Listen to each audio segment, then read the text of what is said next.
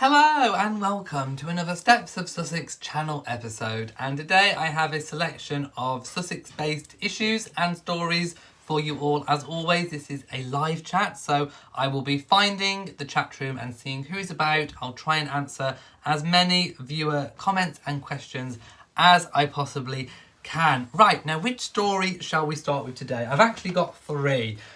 So I want to talk a little bit about Prince Harry having changed the lawyers which he has been associated with since he was a teen. I also want to talk about a little bit of shade that has been thrown on Meghan by the royal reporters. We'll talk about why I think this particular matter is shade, particularly against Meghan.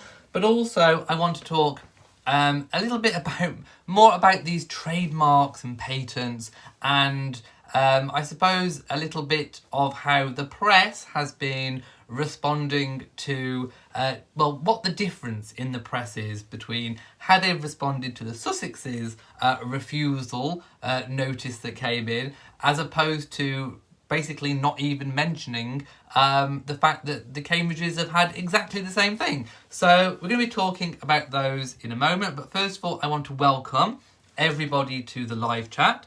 Thank you so much to everyone who has become a channel member. It really does help this channel to stay afloat, especially in these really difficult times. So thank you so much from me to you for watching, for supporting beyond simply just watching the videos. So thank you so much if you have made the decision to support and become a channel member. Right, I think we should probably start with the Eden Confidential story. So this is written by Richard Eden, and you know, he writes a piece every now and again, and this particular one of course is on Prince Harry. So Prince Harry has had a long established connection with the law firm of Harbottle and Lewis. Now these are the firm, the team of lawyers which basically represent the Queen and many members of the British royal family. Prince Harry has a really big friendship with the senior partner, Gerard Tyrrell. He even asked Gerard Tyrrell to become a director of Sussex Royal when all of that was happening, when Harry and Meghan were obviously working members of the royal family. So he has a really big connection to this firm. This Gerard Tyrrell was also, I believe, representing in the early stages of the formation of Archewell. However, there has been changes, and apparently he is no longer representing the Sussexes going forward with Archewell. Instead, a new legal team has been instructed called Field Fisher. So what is the significance of this? Obviously, as I said, Harbottle and Lewis have been representing Prince Harry since he was a teenager. So it is a big shift. Now, I think possibly a lot of it has to do with the geographic location. Harry and Meghan are no longer based in London. I'm not entirely sure whether Gerard Tyrrell with Harbottle and Lewis have any branches in the US. I'm not terribly sure of that, but I do think it probably is easier for Harry and Meghan to have a legal team based in the country where they predominantly are probably likely to spend their time. That is what Richard Eden was kind of hinting at in his article, saying, well, can we read between the lines? Is it significant that Harry perhaps and Meghan have decided not to use their British legal team and that it's more based in the States? It could be. I mean, of course, we don't know. We are not inside the heads of Harry and Meghan. Only Harry and Meghan know where they plan to spend the majority of their time. Of course, officially, they have said, they have announced in previous statements that they intend to split their time equally between North America, as it was put, and the UK. So obviously, Harry and Meghan have not returned to the UK since the outbreak of COVID-19, which of course is quite understandable. They did, however, move from Canada to LA. So can we read between the lines? Does it mean anything really significant? Does it hint, as Richard Eden suggested, that perhaps Harry and Meghan are predominantly going to be based in the US rather than the UK? Maybe. We don't know. Only Harry and Meghan know that. But I just thought I would, comment that there has been a change of legal firm. Make of it what you will at this stage. Only time will tell where Harry and Meghan are going to spend the majority of their time and base themselves in. Bev says, if the attorney is not an international lawyer, he may not be able to legally continue to represent them in the US. That is a really good point. I had not even thought about that. I am not a lawyer. So yes, it could be. It could very well be that maybe they are not an international legal team. So that could be another perfectly legitimate reason as to why. But it does, my goodness, we are in such times where the fact that Prince Harry has changed his legal team makes news. I mean, my goodness, 3 years ago, this would not have even made royal news, I don't think. So it just goes to show that the press are really picking up on every single tiny, minute detail, but also that they are actively going and looking for these tiny details because they aren't getting anything from Harry and Meghan.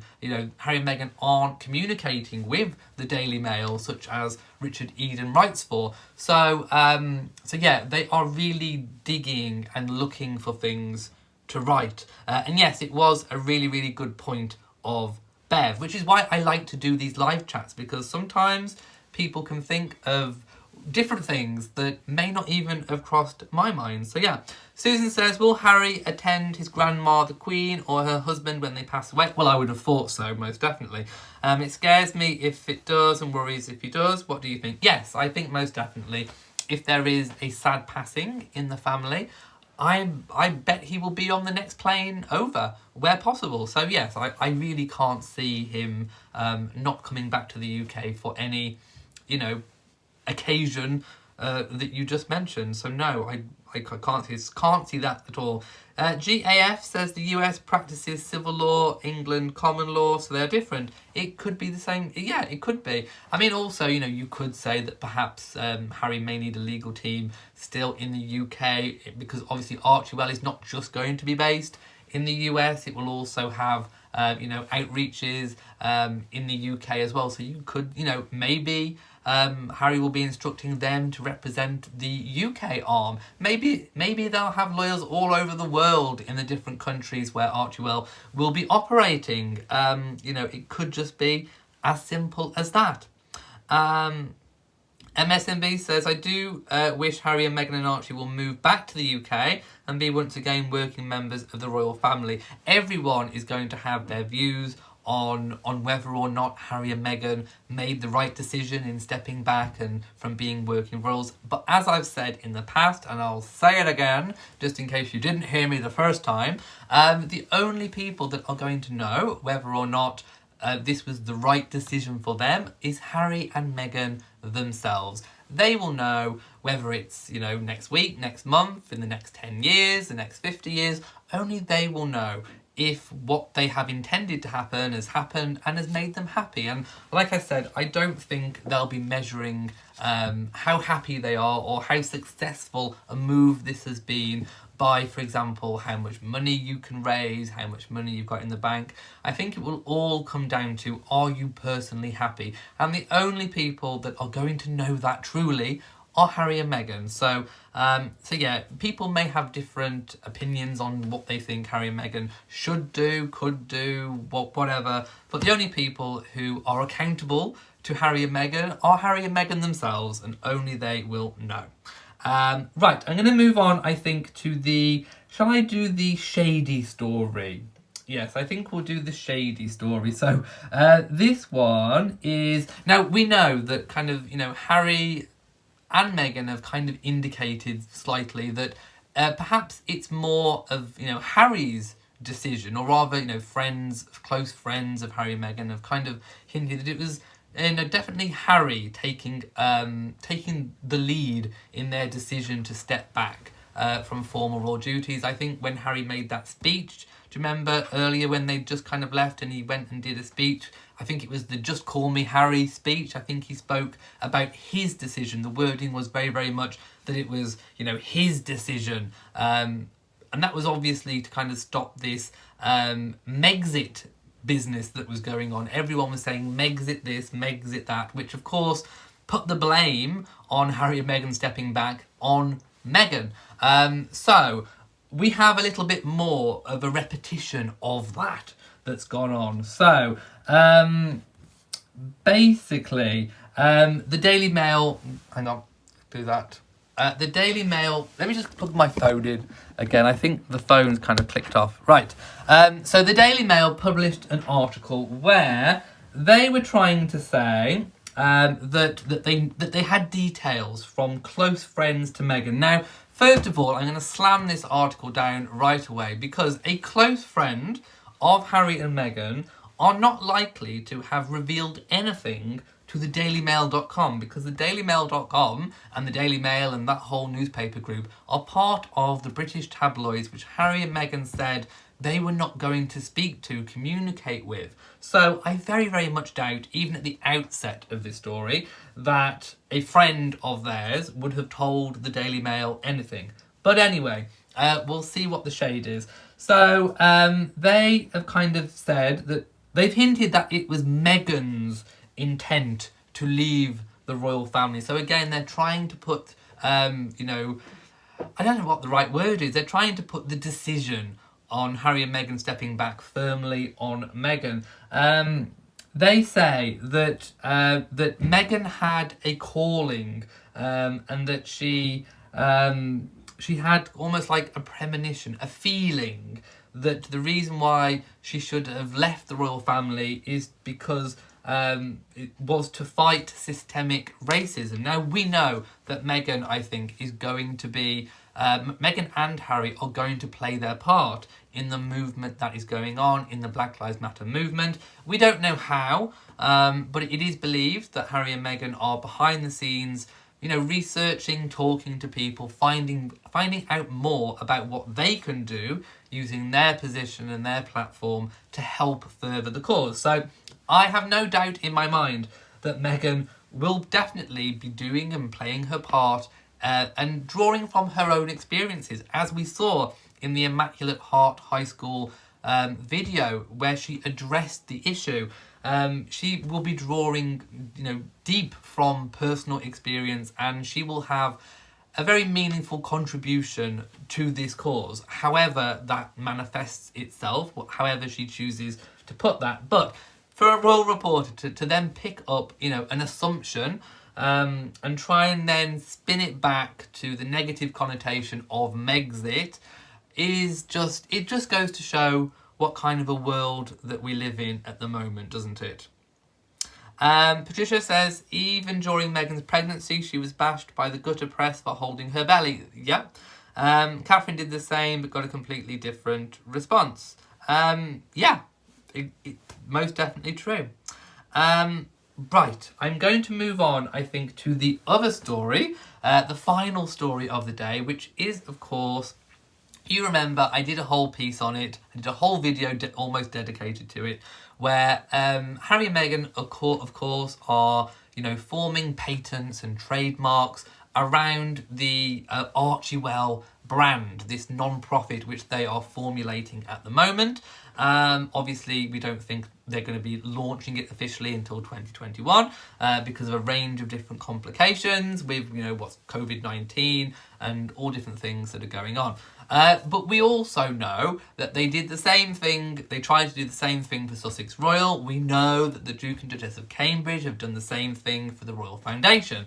And by the way, the Royal Foundation has had many different guises. Originally, it was the Royal Foundation and the Duke and Duchess of Cambridge and Prince Harry. Then it changed to the Duke and Duchess of Cambridge and the Duke and Duchess of Sussex. Then it changed once more once Harry and Meghan made their decision. It changed, reverted back again to the Duke and Duchess of Cambridge solely. Of course, that was after... Actually, no, that change took place before Harry and Meghan stepped back. That was when they, at the time of when they moved to Frogmore, and they wanted their offices to be more at Buckingham Palace. So, yeah... these foundations go through patents, they go through trademarks all the time. There have been a lot of paperwork for the Royal Foundation of the Duke and Duchess of Cambridge because of all the different name changes that have been going on over the past, 3 to 4 years. So, it's no surprise that when you are trademarking things in other countries, you have to play by those rules. And I said in the previous video that it is normal to have a kind of, a to and fro, a batting back and forth of different legal letters, refusing something, and then you come back with something else, then it's, eventually approved and all that kind of thing. So we said last time that it was normal. The press, of course, had blown it up into this big massive thing that Harry and Meghan had been refused. And then I think somebody on Twitter said, well, actually, I've done a little quick search and the same thing happened for the Royal Foundation. It did. I actually found it myself. In fact, I found the whole thing. And I think it's the relevant one because there are lots of different ones going on. So I'm going to post the link to what I found in the comments section. I will also post it in the description so you can read it at your leisure on catch up. Essentially, it's pretty much the same thing as what Harry and Meghan got. And I mean, obviously, it's tailored more towards the Duke and Duchess of Cambridge and their foundation. But basically, it's the same thing. And the last statement, I'm just trying to scroll up and find it, was made on the 29th of May 2020. And that is a refusal processed by IB. Prior to that, there was one on the 14th, non-final action mail, refusal sent, blah, blah, blah. So, again, it's this normal batting of to and fro, which eventually leads in a trademark or a patent. But let's not forget that the Royal Foundation is just simply kind of changing things.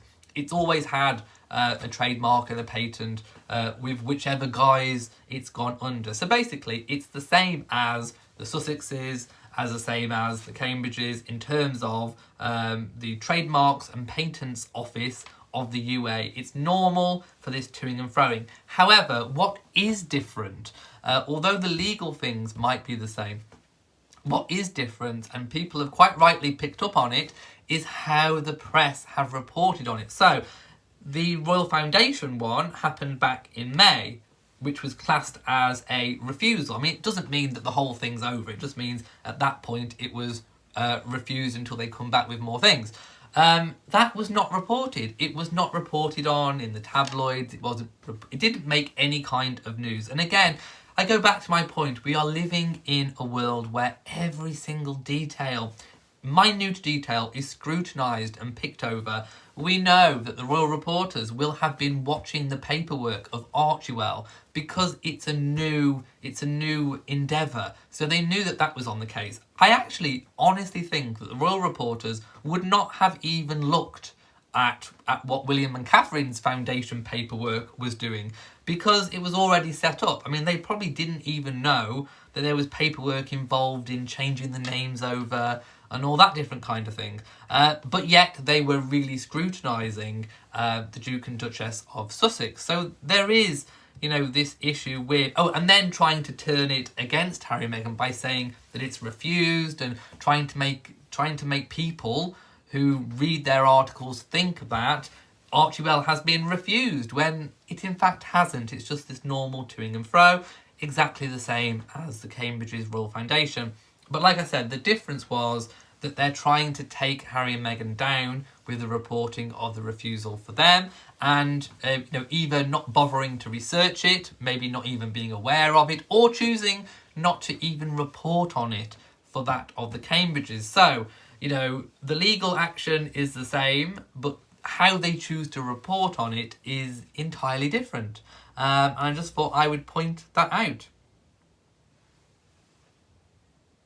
Let's have a look. I'm not wearing a tiara today. Susan says, do you know anything about the friendship between Meghan and Jessica Mulroney? It was on the news. No, I mean, I answered this in a previous video. I don't think Meghan is the sort of person that would just abandon a friend who's going through a hard time because they've said or done the wrong thing and made a mistake. As I said before, Jessica Mulroney has most definitely been paying for her mistake. She's lost effectively all of her livelihood. And I imagine that Meghan is the sort of friend that would have had that deep and meaningful conversation with Jessica about what she'd done and, you know, how she can try and make it right. And I am sure that Meghan will have tried to educate Jessica a little bit more about how she can make self-improvements. And I don't think Meghan is the sort of person that would kick somebody when they're down. So no, personally, I don't think Meghan would, you know, distance herself, as it's been saying. I think she would be a good friend, a true friend, and try and help her friend out, who of course should have known better. Jessica should have known better, but she didn't. And, you know, we all have to learn from our mistakes.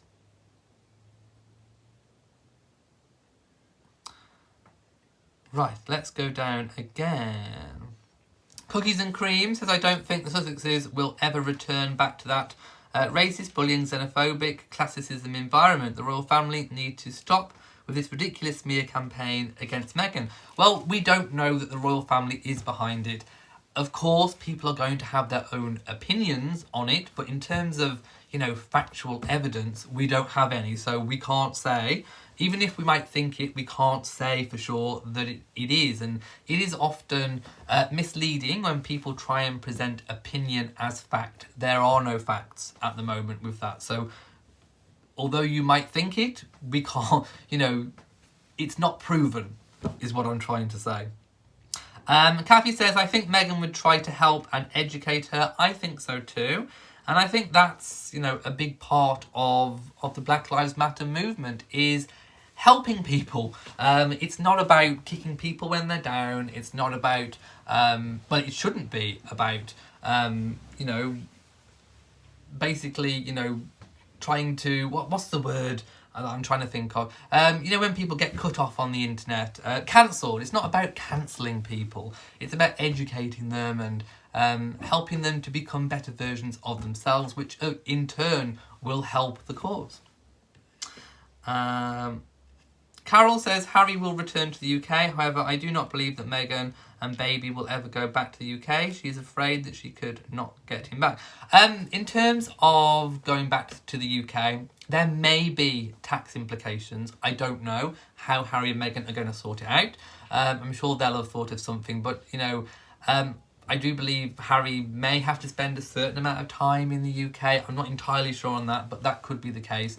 Also, let's not forget they are paying £18,000 a month rent on Frogmore Cottage. Now, that's a lot of money if you didn't have any intention of ever going back there at some point.